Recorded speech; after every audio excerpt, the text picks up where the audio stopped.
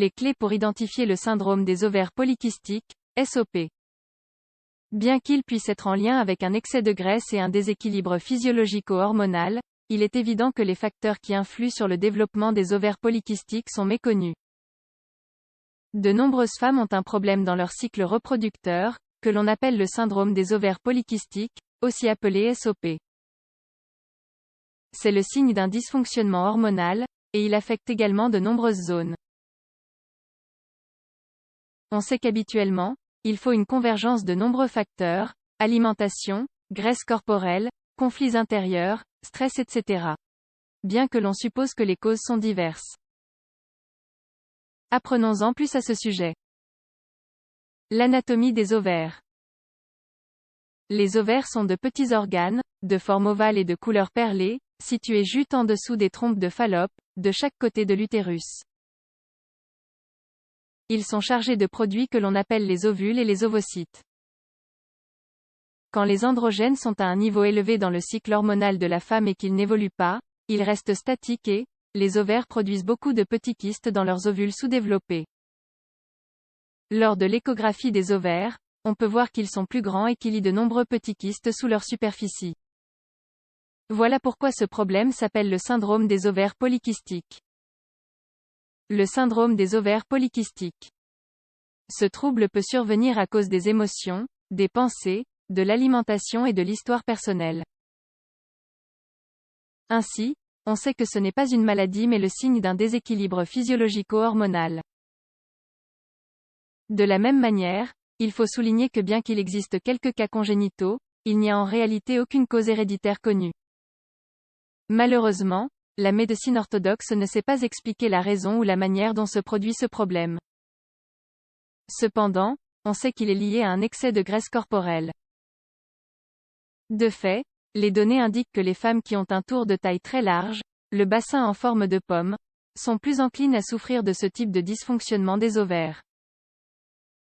Une autre possibilité est que les problèmes hormonaux soient dus à des dysfonctionnements hypothalamiques ou à d'autres facteurs comme le stress émotionnel et les conflits psychologiques.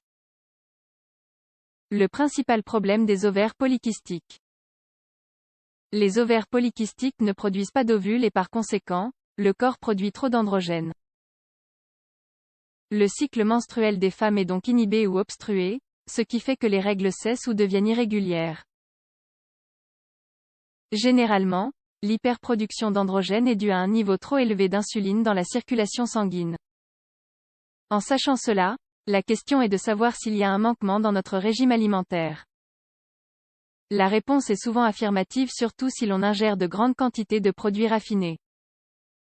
Dans ce cas, en plus de l'hyperproduction d'androgènes, nous aurons un plus grand risque d'obésité, d'hirsutisme, d'UV facial excessif, et de maladies cardiaques. D'autre part, l'hormone du stress, le cortisol, a également le pouvoir d'augmenter la quantité d'insuline dans le sang et de stimuler la production d'androgènes. Le traitement des ovaires polykystiques. Puisque dans la plupart des cas de SOP, la médecine ne peut trouver la cause exacte, le traitement s'oriente sur les symptômes. Voyons les alternatives que nous connaissons. Le traitement pharmacologique, hormonal. Aujourd'hui, on prescrit ce type de traitement. Pilules contraceptives. Les médicaments anti-androgènes. Les inhibiteurs d'aromatase, qui changent la manière de métaboliser les hormones de notre corps. Les réducteurs d'insuline. La progestine. Tant les pilules que la progestine empêchent l'excès de revêtement de l'utérus. Ce qui à long terme, évite les dommages dérivés de l'accumulation de sang, dus à l'absence de règles. Malgré cela, ces traitements ne font que masquer le trouble sans faire face à la cause ou aux problèmes sous-jacents qui causent l'aménorrhée, l'absence de règles, ou les gènes dérivés du SOP. Le changement diététique. Le fait de procéder à des changements dans son régime alimentaire peut avoir des effets très positifs sur les niveaux hormonaux. Pour cela, il faut diminuer ou éliminer sa consommation d'aliments raffinés et opter pour des produits naturels. Les aliments riches en fibres nous aideront à rétablir les niveaux d'insuline sains, à mieux nous sentir et à éliminer l'excès de graisse corporelle. Conseil. Étant donné que le syndrome des ovaires polykystiques peut être dû à des conflits émotionnels divers, il est important d'explorer et d'assainir cette partie de nous. L'une des tâches qu'il faut entreprendre est d'identifier les messages négatifs que l'on peut intérioriser et qui peuvent nous faire du mal et nous bloquer. Pour finir, il suffit d'apaiser notre flux émotionnel car, comme nous l'avons dit, nos structures neurochimiques sont hyper connectées. Nous ne pouvons pas nous permettre de nous négliger, et il ne faut pas se résigner à vivre avec ce problème. Il faut chercher à adapter sa vie aux alternatives qui nous offrent le meilleur équilibre.